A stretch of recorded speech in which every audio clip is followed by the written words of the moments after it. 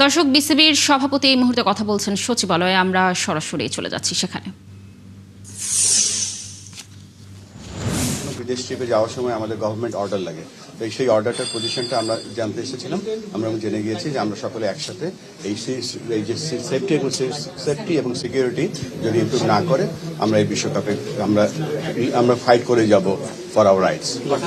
আপনাদের সিদ্ধান্ত চেঞ্জ করবেন সেফটির উপর ডিপেন্ড করছে কিছু সম্পূর্ণ না, এটা তো আমরা তো একটা ভ্যালিড রিজন নিয়ে কথা বলছি বা আমরা রেজ করছি। আমরা তো এতগুলো বিশ্বকাপ খেলেছি, কখনো এই ধরনের কথা বলিনি। আমাদের কাছে মনে হচ্ছে তাই আমরা এটা রেজ করেছি স্ট্রংলি।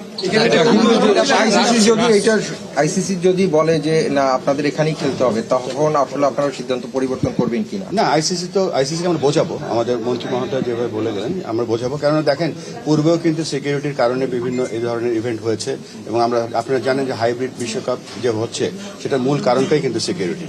সো আমরা আশা করছি যে আমরা যে আমাদের রিজনগুলো আছে সেগুলো আমরা এস্টাবলিশ করতে পারবো। কিন্তু অন্য আরো দেশ খেলতে যাবে, তো তাদের নিরাপত্তার বিষয়টিও চলে আসবে নিশ্চয়ই। তারা যদি কমপ্লেন না করে আমাদের কমপ্লেনটা টিকবে কিনা আপনি কি মনে করছেন? আমরা তো ভ্যালিড রিজন নিয়ে কথা বলছি।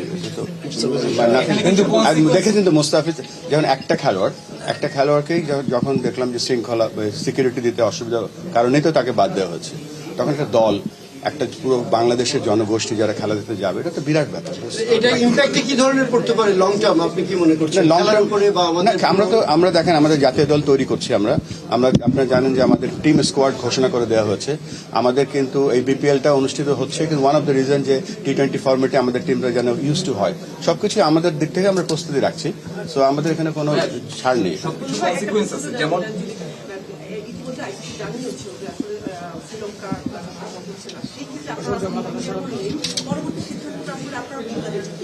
এই যে একটা প্রোপাগান্ডা চলছে যে আইসিসি আমাদেরকে জানিয়েছে শ্রীলঙ্কা খেলা সম্ভব না, এই ধরনের কোনো কথাই হয়নি আমাদের কারোর সাথে।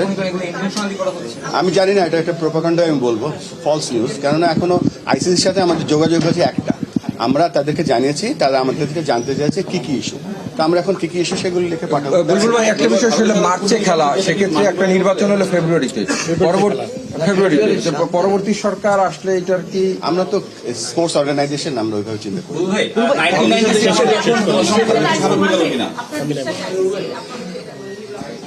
এটা তো আইসিসি তো একটা, আপনারা জানেন যে আইসিসি, ফিফা, ওয়ার্ল্ড টেনিস, এটা হচ্ছে একটা ওয়ার্ল্ড অর্গানাইজেশন এবং তাদেরকে আমরা আমাদের যে রিজনগুলো আছে, কারণগুলো আমরা বোঝানোর চেষ্টা করি। Thank you.